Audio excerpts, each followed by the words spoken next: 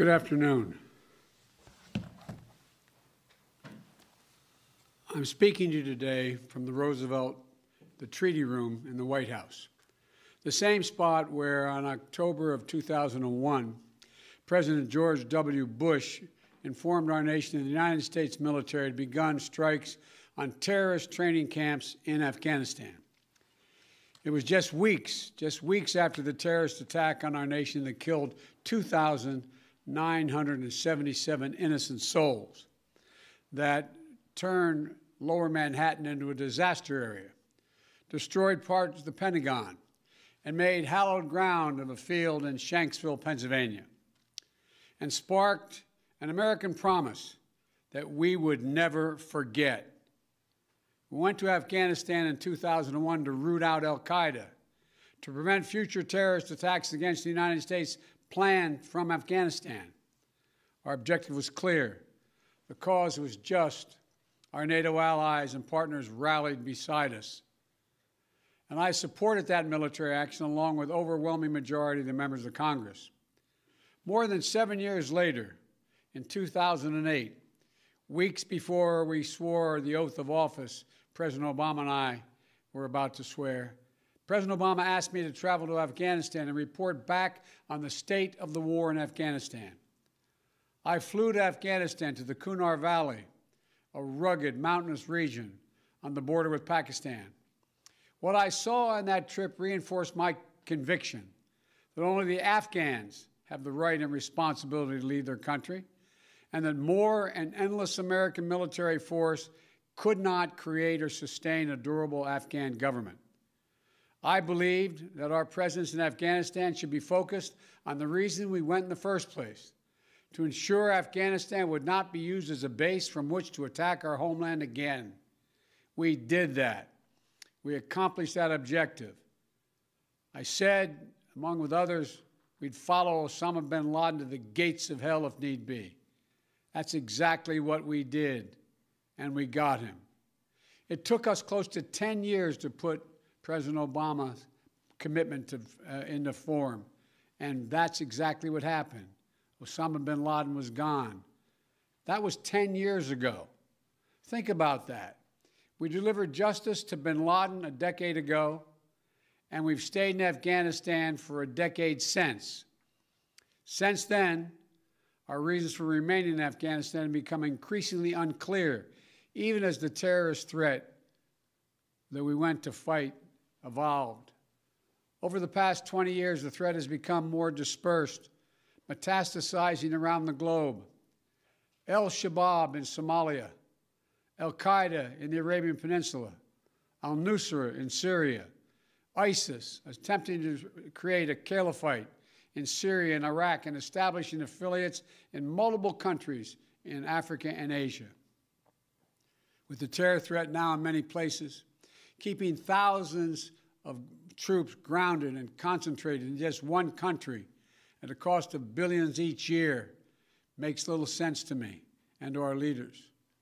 We cannot continue the cycle of extending or expanding our military presence in Afghanistan, hoping to create ideal conditions for the withdrawal and expecting a different result. I'm now the fourth United States president to preside over American troop presence in Afghanistan. 2 Republicans, 2 Democrats. I will not pass this responsibility on to a 5th.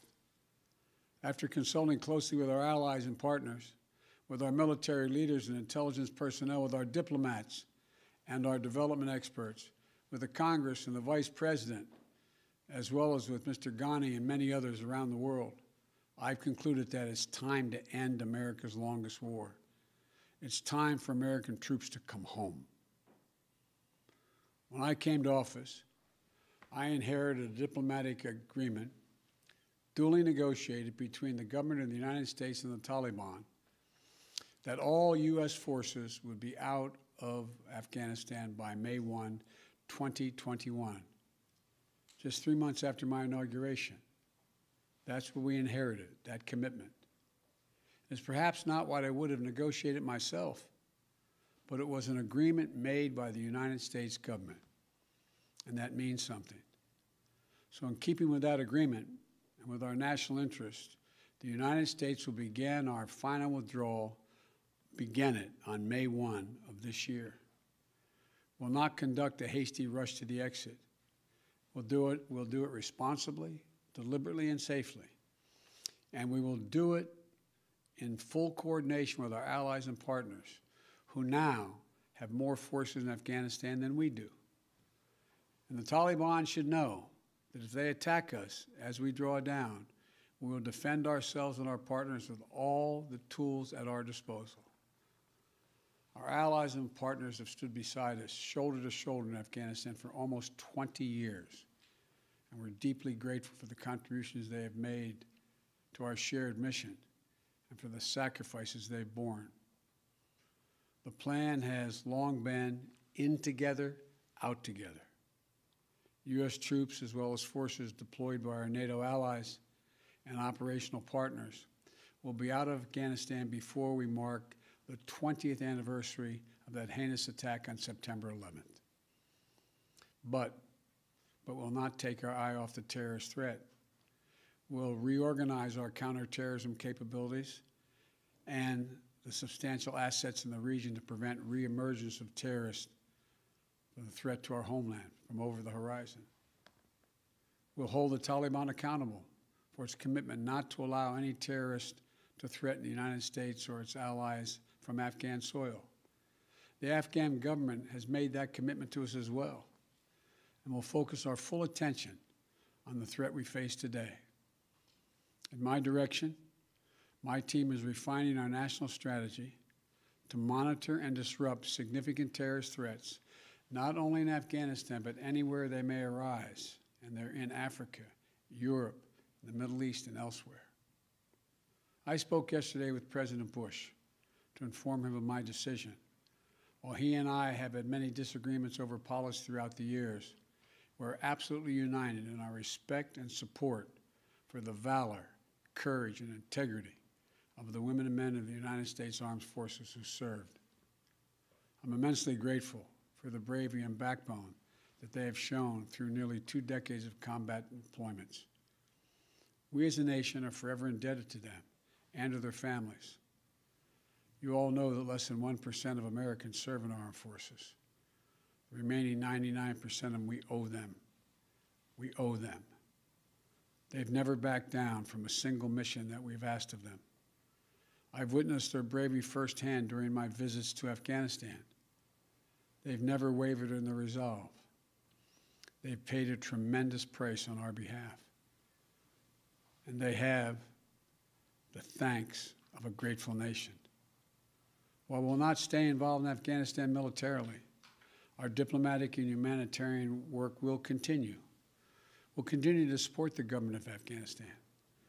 We will keep providing assistance to the Afghan national defenses and security forces. And along with our partners, we have trained and equipped a standing force of over 300,000 Afghan personnel today, and hundreds of thousands over the past 2 decades. And they'll continue to fight valiantly on behalf of the Afghans at great cost.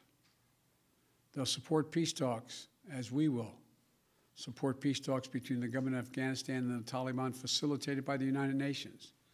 And will continue to support the rights of Afghan women and girls by maintaining significant humanitarian and development assistance.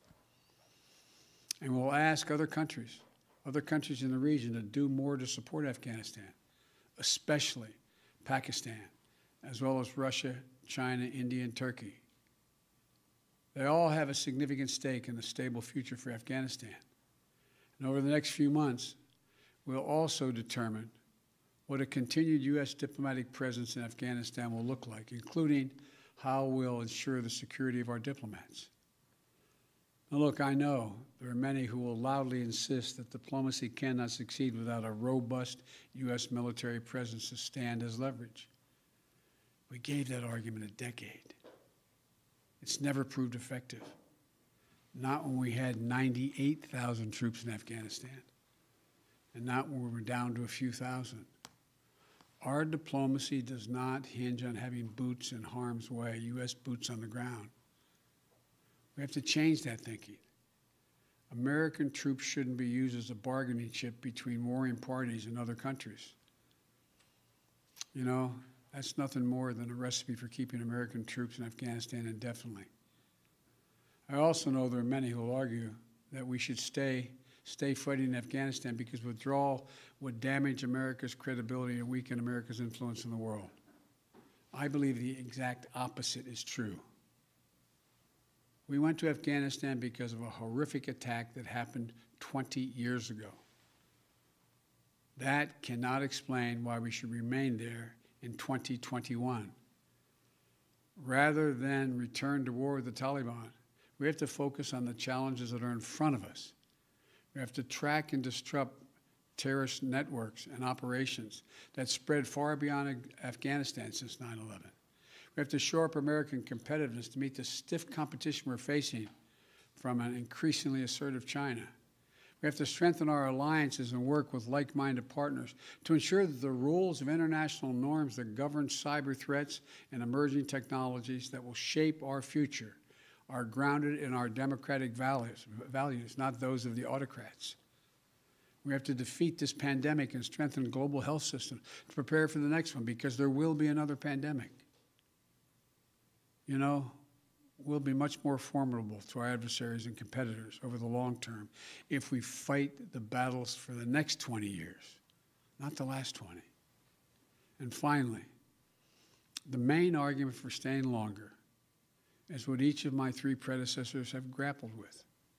No one wants to say that we should be in Afghanistan forever, but they insist now is not the right moment to leave. In 2014, NATO issued a declaration affirming that Afghan security forces would from that point on have full responsibility for this country's security by the end of that year. That was 7 years ago. So when will it be the right moment to leave? 1 more year? 2 more years? 10 more years? 10, 20, $30 billion more than the trillion we've already spent? Not now? That's how we got here. And in this moment, there's a significant downside risk to staying beyond May 1st without a clear timetable for departure. If we instead pursue the approach where U.S. exit is tied to conditions on the ground, we have to have clear answers to the following questions. Just what conditions be required to allow us to depart? By what means and how long would it take to achieve them, if they could be achieved at all? And at what additional cost in lives and treasure? I've not heard any good answers to these questions. And if you can't answer them, in my view, we should not stay. The fact is that later today, I'm going to visit Arlington National Cemetery, Section 60. In that sacred memorial to American sacrifice, Section 60 is where our recent war dead are buried, including many of the women and men who died fighting in Afghanistan and Iraq. There's no comforting distance in history in Section 60. The grief is raw. It's a visceral reminder of the living cost of war. For the past 12 years, ever since I became vice president, I've carried with me a card that reminds me of the exact number of American troops killed in Iraq and Afghanistan. That exact number, not an approximation or rounded off number, because every one of those dead are sacred human beings who left behind entire families. An exact accounting of every single solitary one needs to be had. As of today, there are 2,488 U.S. troops and personnel who have died in Operation Enduring Freedom and Operation Freedom's Sentinel, our Afghanistan conflicts. 20,722 have been wounded. I'm the first president in 40 years who knows what it means to have a child serving in a war zone. And throughout this process, my North Star has been remembering what it was like when my late son Bo was deployed to Iraq. how proud he was to serve his country, how insistent he was to deploy with his unit, and the impact it had on him and all of us at home.